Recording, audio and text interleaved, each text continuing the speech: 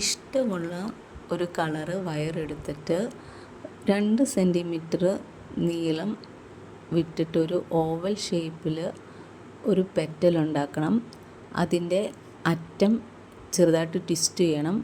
ഒരു വയർ കൊണ്ട് 3 പെറ്റൽ നീളമുള്ളതും ചെറിയ പെറ്റലാണെങ്കിൽ 4 എണ്ണം ഉണ്ടാക്കാം.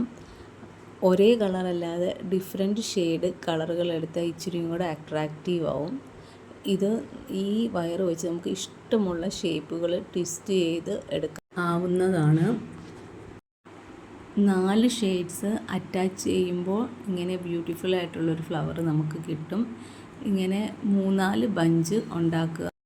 ഒരു പെയിൻറ്റിങ് ബ്രഷോ അല്ലെങ്കിൽ ഒരേ വീതി ഉള്ളതല്ലാത്ത അറ്റത്ത് വീതി കുറവും താഴത്തോട്ട് വീതി കൂടുതലുള്ള എന്തെങ്കിലും ഒരു സ്റ്റിക്ക് എടുത്താൽ മതി.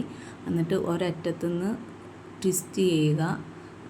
കുറേ ട്വിസ്റ്റ് ചെയ്ത് ഒരു മിഡിലാകുമ്പോഴത്തേക്കും ഒരു ഇഞ്ച് ഗ്യാപ്പ് വിടുക.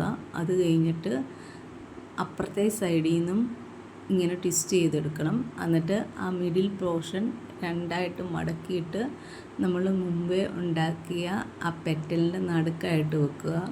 അന്നേരം നമ്മുടെ ഫ്ലവർ ഇച്ചിരിയും കൂടെ അട്രാക്റ്റീവ് ആവും. വേറൊരു ഡിസൈൻ അതിൽ വന്നു കഴിയുമ്പം ഇങ്ങനെ എത്ര വേണേലും മിഡിലിൽ യെല്ലോ കളറ് നമുക്ക് വെക്കാവുന്നതാണ്. നമ്മുടെ ഇഷ്ടത്തിനനുസരിച്ച് ഇതിൻ്റെ ഷേപ്പും മാറ്റാം. നെക്സ്റ്റ് ഓപ്ഷണലാണ്.